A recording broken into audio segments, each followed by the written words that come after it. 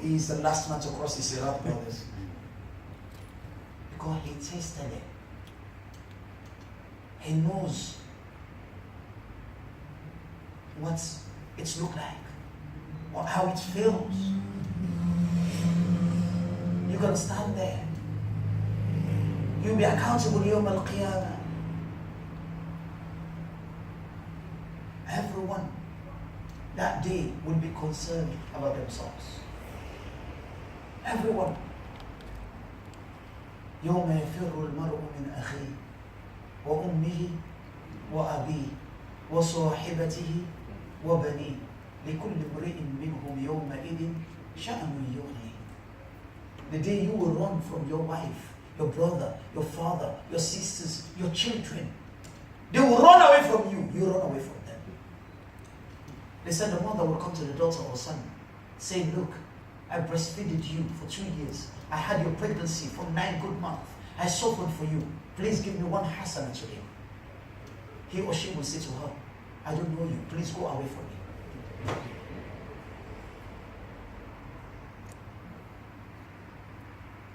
That day will come. And very soon, very soon. Brothers and sisters who die in the tower, in the morning, they never knew they would die. They never. You don't have any assurance that you will leave this masjid to your house naked. Because the life is not in your hands. That's why we should always prepare. We must prepare at all times. Every time. Now is Ramadan. The last 10 days. A week to go. A week to go or less. Allah has given you this opportunity. Make use of it. Do more of ibadah these days. Because the Rasul last time talked about Laylatul Qadr. He said, فَالْتَمِسُوهَا فِي عَشْرِ الْأَوَاخِرِ. Observe Laylatul Qadr. And you get it in the last 10 days of Ramadan. The 21st, the 23rd, the odd night, right? And? Okay, the 25th, the 27th, and? 29th. Stand in the night, call upon Allah, ask Him. He said, وَإِذَا سَأَلَكَ عِبَادِ عَنِّي فَإِنِّي قَرِيبٌ أُجِيبُ دَعْوَةَ الدَّاعِ إِذَا دَعَانِ. When my servants, they ask you about me, I'm very close. I will answer to the call of the caller if he or she calls me. فَلْيَسْتَجِيبُوا لِي. Let them answer to my call. وَلْيُؤْمِنُوا بِي. And you must have faith, believe in me. لَعَلَّهُمْ يَرْشُدُونَ. By doing so, they may walk on the straight path. This is the time we should call upon Allah. This is the time we should cry to Allah.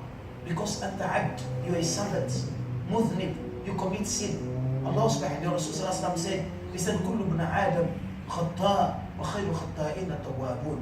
Every man makes mistakes. Everyone, including myself here.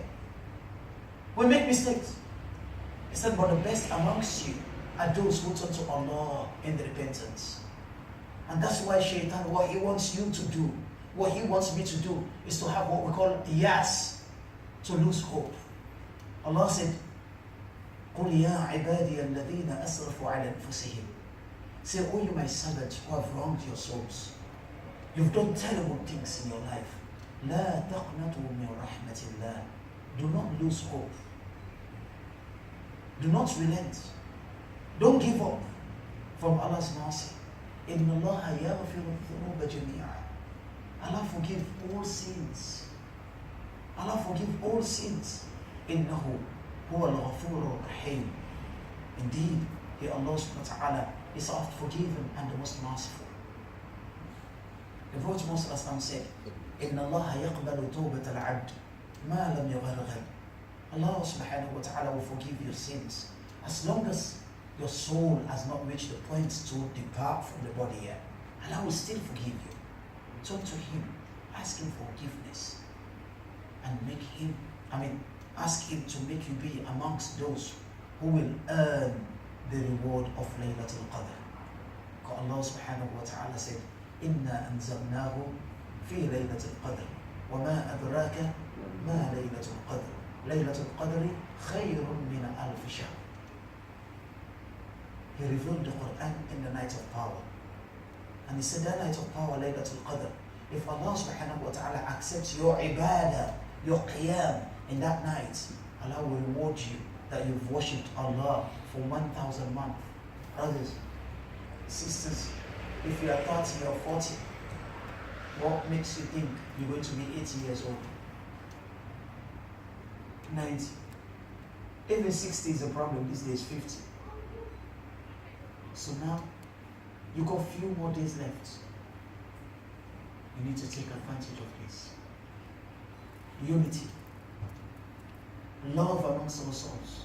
Look in Ramadan, how beautiful it is. Come to the MASJID, people break their fast, they share. This has to continue after Ramadan. One of the brothers, when he came here to go to the MASJID, he said to me, he said, Sheikh, he said, the Muslims, they have everything. He's with us here. He said, the Muslims, they have everything except one thing. And I said to him, what is it? He said, brotherhood, we don't have it. I said, yeah, that's true. And this is the first thing the Rasul did. The first thing he established when he migrated from where?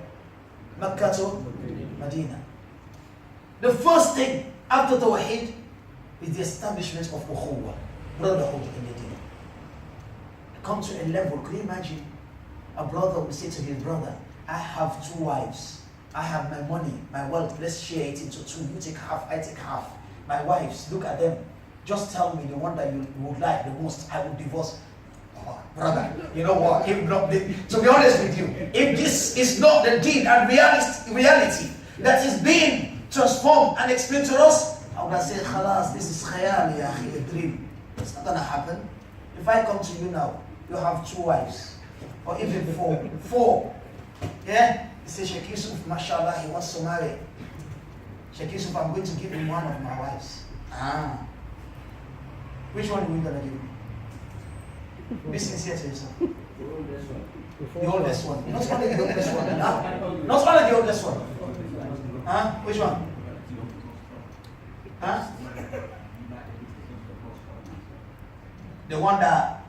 The widest one, you said. Good. I like that. The brother said he will give me the one that gives him headache. That's true. Yeah. He said, you know why? He's a sheikh. He will read Quran, maybe he will change. That's true. So no problem. Tell the sheikh to take her. Inshallah, the sheikh will read Quran. Tell the guy. Yeah. But the brother, subhanAllah, because the love is based where? In the deen, for the sake of who? Allah. He said, look at them, you choose. Which one admires you the most, attracts you? Then, فَأُطَلِّقُهَا, I will divorce her for you. Then you will marry her. إِنَّنَا نُطْعِمُكُمْ لِوَجْهِ اللَّهِ لَا نُرِيدُ مِنْكُمْ جَزَاءً وَلَا شُكُورًا. And Allah said, وَيُؤْثِرُونَ عَلَى أَنفُسِهِمْ وَلَوْ كَانَ بِهِمْ خَصَاصَةٌ. True believers, when they do an act, they do it to please Allah. They don't want you to reward them. They don't want praises from you. Yes, of course, you need to thank your brother. You need to tell them. You need to show them. Tell them that you really appreciate. Show gratitude. Because the Rasul said, "Man la yashkuru nas la yashkuru Allah." Anyone who does not show gratitude to his brother and sister, they will never be grateful to Allah. Appreciate your brother. Appreciate what they've done for you. Even if it's a little thing, water they gave you, appreciate that. Appreciate. Allah appreciates. Allah subhanahu wa ta'ala appreciates. Look at the woman, a prostitute woman. The Rasul always talk about us covering the disgrace, the faults, the shameless of our brothers and sisters. We have to cover them, right? But does it need, the Rasul does it need to mention that a woman is prostitute? No. It doesn't need to mention. He will just mention a woman. But why did he say a prostitute woman? It's to tell you how appreciative Allah subhanahu wa ta'ala is. The hadith, when you go read the hadith again, it said this woman, Baghi, she was thirsty. She entered the well, by the well, and fetched some water and drank. Because she was thirsty. And on her way out, she saw a dog panting out of what? Thirst. And then she said, this dog is going through the same thing I went through. And she entered to the well and fetched some water for this dog. A dog, brothers and sisters, dog, animal. Animal, please. And that's why Allah subhanahu wa ta'ala said, أَفَلَا يَتَدَبَّرُونَ بِالْقُرْآنِ أَفَلَا يَتَدَبَّرُونَ الْقُرْآنِ أَمْ عَلَى قُلُوبٍ أَقْفَالُهَا. Why don't they ponder over the Quran?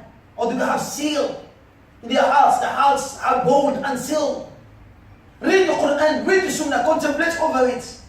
Why did Rasulullah say this word? Why did Allah say this? She said, the Rasulullah said, this woman said, the dog, not human being. The dog is not, you can't say the dog is a Muslim or not Muslim, right? That's why I mentioned that. The dog, brother, animal. It's not the animal is going through what I went through. Now one will say to you, no problem, it's allowed for you to cheat the kafir, not the Muslim. Who told you? It's allowed for you to eat the haram money of the kafir. Now, the worst thing is for the kafir to come Yawm al-Qiyamah and ask you, the believer, to give them your good deeds. It's the worst. But this woman, she got water and gave it to the dog. The dog drank. And the Rasul used the word in the hadith. Go and check it. He said, فَشَكَرَ اللَّهُ لَهُ. Shakar. لِأَنَّ اللَّهَ shakur. Allah said, I am grateful, appreciative. Allah called himself Shakur. Shukr. Thank him, isn't it? Yeah. That's where the word comes from. Allah said Shakur. When you do an act, as long as you do it to please Allah, Allah said, I appreciate it. I will give you more. He said, when the woman did it, Allah becomes so appreciative for that act. فَغَفَرَ اللَّهُ لَهَا. Allah forgave the woman and granted her al-Jannah. Just because of that. So a dog, not a human being. What about human being? What about our fellow human beings? Now we have a good rapport, good moments, mashallah, sitting. Everyone wants to feed his brother. But after Ramadan, where are we? Where's the brotherhood? It's gone. As if our God is the God of Ramadan. After Ramadan, it's gone. It's gone. May Allah forgive all of us. My dear brothers and sisters, as I said, this time, it's a lot of ibadah. Double up whatever you are doing. I always say, even the imams, when you say to people, give, you start. When you say to people, read the Quran, you read too. Because the day of judgment is nafsi, nafsi. And the masjid, before I finish, they have, inshallah, projects going on. And the project is to make the toilets. It's very important. The toilet. إِنَّ اللَّهَ يُحِبُّ التَّوَّابِينَ وَيُحِبُّ الْمُتَطَهِّرِينَ. Allah said that I love those who purify themselves. Inner purification. Ikhlas. At-tathir min shirk.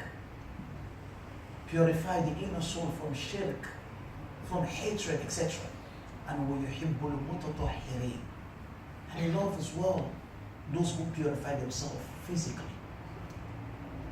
Allah will not accept your salah without wudu or purify yourself, cleanse yourself.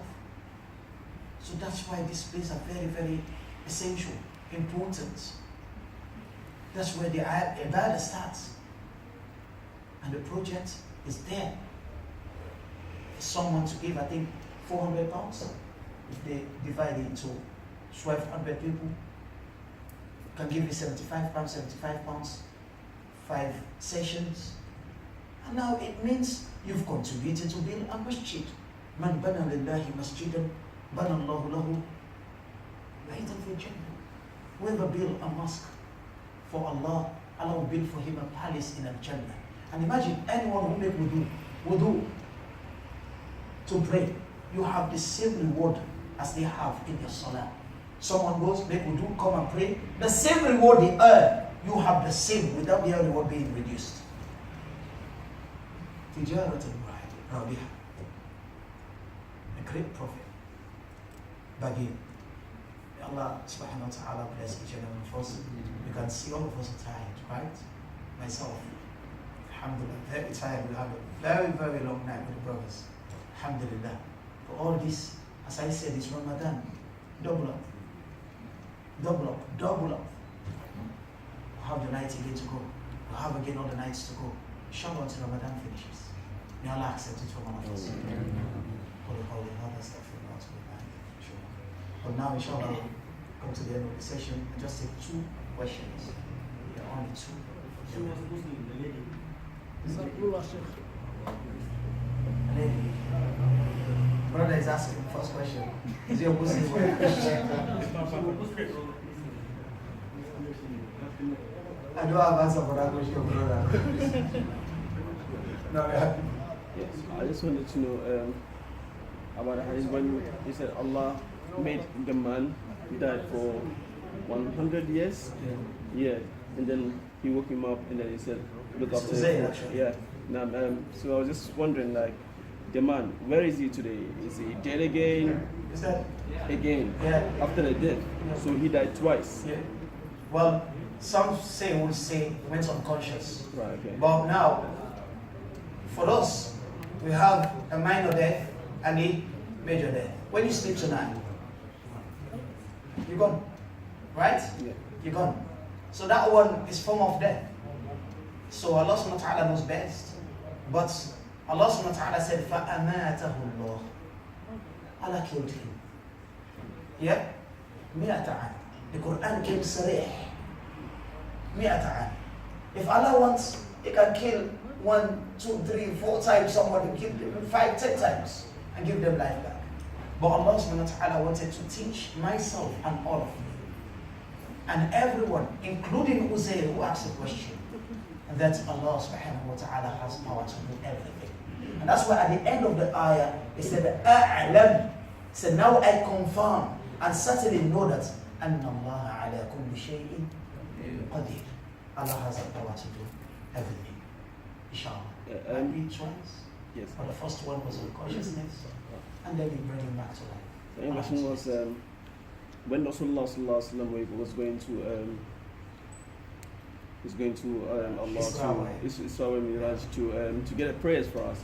It was narrated that when he got to a certain place, he led the Prophet into Salah. Baitul Maqdis. Yes, and I was just wondering, he was going for Salah, but he led the Prophet to Salah.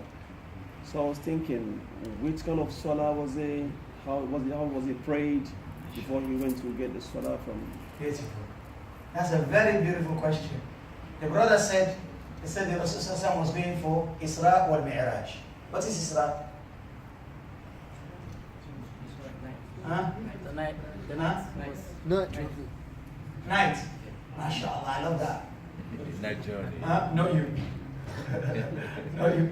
Okay, let me give. Alright, it's the night he was getting the salah. No, the word Isra.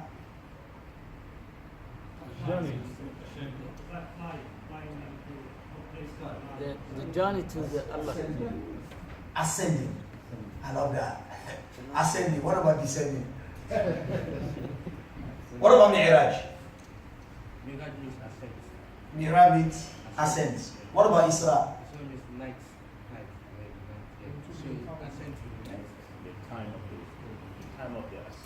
The time of the ascent. Inshallah. Anyway, the Isra is when the Rasul said, when the Rasul left. In other words, a journey from one place to another. Yeah?